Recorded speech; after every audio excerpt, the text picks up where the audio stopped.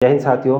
Geography की जब हम बात करते हैं तो ये काफी सारा पेचीदा सा टॉपिक हो जाता है, क्योंकि इसमें काफी ज्यादा जो बॉर्डर लाइंस होती है उसको अंडरस्टैंड करना और उसके साथ साथ इसको मैप के बेस पे अंडरस्टैंड करना बहुत ज्यादा डिफिकल्ट बच्चों को लगता है, लेकिन इतना डिफिकल्ट नहीं है। अगर आप थोड़ा सा इसको क्रोनोलॉजी को समझे, ज्योग्राफी की बॉर्डर लाइन को समझे, तो आप आसानी से इसे कवर कर सकते हैं। अगर हम ज्योग्राफी की बात करें, भारत के भूभाग की बात करें, ये अर्थ, सबसे पहले तो हमें किसको देखना है, यहाँ पे हमारे सामने अर्थ है।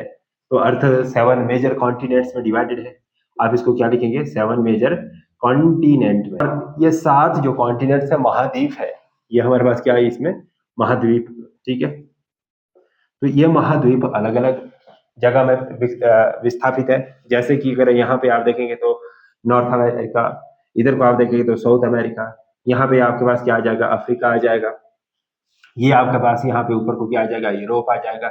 इधर को ये पूरा का पूरा क्या आ जाएगा, एशिया आ जाएगा। ठीक है, यहाँ पे ये सब कॉन्टिनेंट, इंडियन सब कॉन्टिनेंट, भारत उपमहाद्वीप के तौर पे इसी एशिया के साथ आपको देखने को मिलेगा।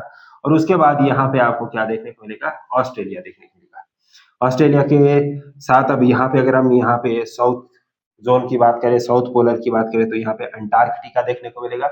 और अगर आप नॉर्थ की तरफ जाएंगे यहाँ पे ऊपर, तो यहाँ पे जो आपको पोलर देखने को मिलेगा वो नॉर्दर्न पोलर जोन देखने को मिलेगा, यानी कि आर्कटिक जोन यहाँ पे देखने को मिलेगा। तो कुल मिला के जो अलग अलग महाद्वीप हमने देखे अभी, ये मैप में आपको इस तरह से कुछ देखने को मिलेंगे। और अगर हम भारत की बात करें, अगर मैं यहाँ पे भारत का मैप इस तरह से थोड़ा सा रफ मैप ये ड्रॉ कर रहा हूं मैं, ठीक है, तो इसकी स्थिति को हम आसानी से समझ सकते हैं। ठीक है, इसकी हम क्या समझ सकते हैं, स्थिति को फिर आसानी से समझ सकते हैं।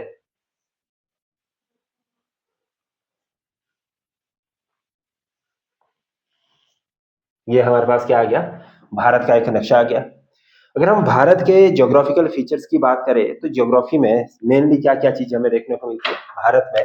सबसे पहले अगर हम यहाँ इस पोर्शन की बात करेंगे, ये पूरा का पूरा पोर्शन, तो यहाँ पे आपको ऊंचे ऊंचे क्या देखने को मिलेंगे, मैदान देखने को, सॉरी, यहाँ पर सबसे ऊंचे आपको पर्वतमाला या पर्वत श्रृंखला देखने को मिलेगी। तो यहाँ पे ये हमारा पूरा का पूरा जितना भी क्षेत्र है, ये हिमालयन क्षेत्र है। ठीक है, और साथ ही साथ आप इसको कह सकते हैं कि यहाँ पे आपको various types of mountains, peaks वगैरह देखने को मिलेगी। फिर इसके बाद अगर आप यहाँ से थोड़ा सा नीचे उतरेंगे, तो ये आपके पास क्या आ गया, मैदान। ठीक है, ये क्या आ गया हमारे पास, प्लेन्स, जिसमें आपके पास इंडस नदी से बनने वाले प्लेन्स है, गंगा नदी से बनने वाले मैदान है, ब्रह्मपुत्र नदी से बनने वाले प्लेन्स है, जो आसाम वगैरह में आपको देखने को मिलेंगे।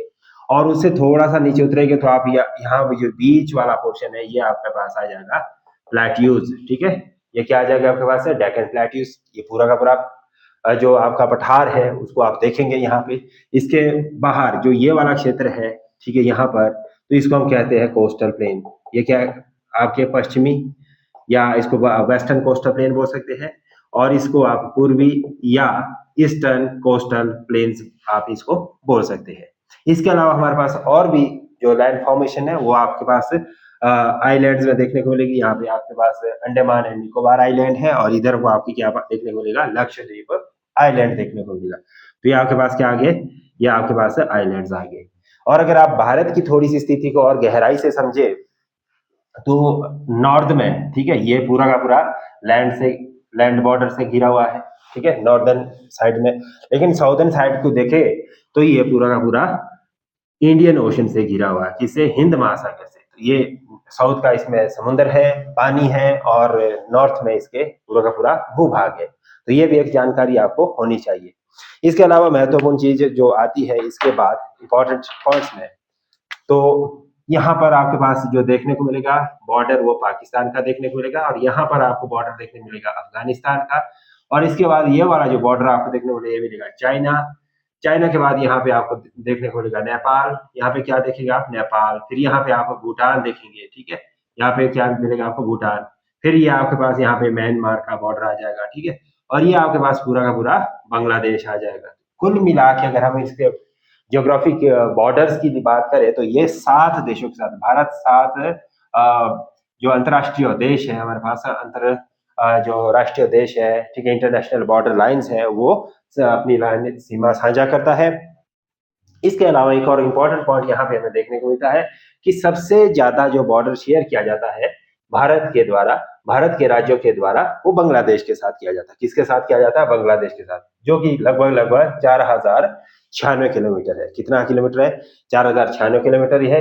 और अगर आप यहाँ पे अफगानिस्तान की बात करेंगे तो ये 106 किलोमीटर कुल बॉर्डर शेयर करता है। तो ये इतना सा जानकारी आपको होना चाहिए।